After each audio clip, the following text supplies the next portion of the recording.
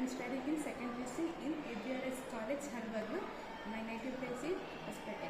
ನಾನು ನಮ್ಮ crash course KCT crash course ನಡೆದಿದ್ದೀರ ಅದರಲ್ಲಿ ಮ್ಯಾಥ್ಸ್ ಸಬ್ಜೆಕ್ಟ್ ಬಗ್ಗೆ ಮಾತಾಡ್ತೀನಿ. ನನಗೆ ಮುಂಚೆ ಮ್ಯಾಥ್ಸ್ ಅಂದರೆ ಜಸ್ಟ್ ಓನ್ಲಿ ಥಿಯರಿ ಅಷ್ಟೇ ಓದಿದ್ವಿ. ಕಾಂಪಿಟೇಟಿವ್ ಎಕ್ಸಾಮ್ಗೆ ಯಾವ ಥರ ಕ್ವಶನ್ಸ್ ಇರ್ತವೆ, ಯಾವ ಥರ ಟಾಪಿಕ್ ಮೇಲೆ ಯಾವ್ಯಾವ ಕ್ವಶನ್ಸ್ ಬರ್ತವೆ ಅಂತ ನಮಗೆ ಅಷ್ಟೇ ಗೊತ್ತಿದ್ದಿಲ್ಲ.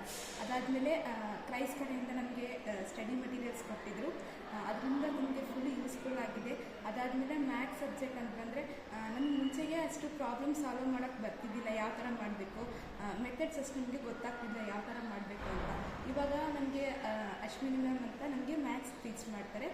ಅವ್ರು ಬಂದು ನಮಗೆ KCT ಕ್ರ್ಯಾಶ್ ಕೋರ್ಸ್ ಬಂದು ನಮಗೆ ಮ್ಯಾಥ್ಸ್ ಟೀಚ್ ಮಾಡಿದರು, ಚೆನ್ನಾಗಿ ಹೇಳ್ಕೊಟ್ರು. ಮತ್ತು ನಮಗೆ ಕಷ್ಟ ಆಗ್ತಿತ್ತು ಯಾವ ಥರ ಸಾಲ್ವ್ ಮಾಡಬೇಕಂತ. ಅವರು ನೀಟಾಗಿ ಹಂಗಲ್ಲ ಹಿಂಗಲ್ಲ ಅಂತೆಲ್ಲ ನೀಟಾಗಿ ಹೇಳ್ಕೊಟ್ರು. ನಮಗೆ ತುಂಬ ಈಸಿ ಆಯಿತು ಯಾವ ಥರ ಸಾಲ್ವ್ ಮಾಡಬೇಕು ಅಂತ.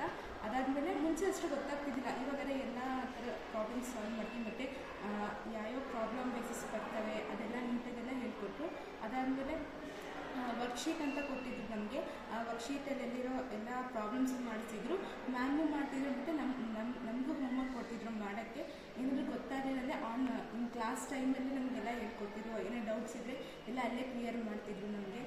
ಅದಾದಮೇಲೆ ಮಾಕ್ ಟೆಸ್ಟ್ ಅಂತ ಇರ್ತಿದ್ರು, ಅಲ್ಲಿ ನಮಗೆ ಮ್ಯಾಥ್ಸ್ ಮ್ಯಾಮ್ ಏನು ಟೀಚ್ ಮಾಡಿದ್ರು ಆ ಬೇಸಿಸ್ ಮೇಲೆ ಭಾಳ ಕ್ವಶನ್ಸ್ ಬರ್ತಿದ್ವು. ಮತ್ತು CET ನಮಗೆ ತುಂಬ ಯೂಸ್ ಆಗಿದೆ. CET ಒಳ್ಳೆ ಮಾರ್ಕ್ಸ್ ತಗೊತೀವಿ ಮ್ಯಾಥ್ಸ್ ಸಬ್ಜೆಕ್ಟಲ್ಲಿ.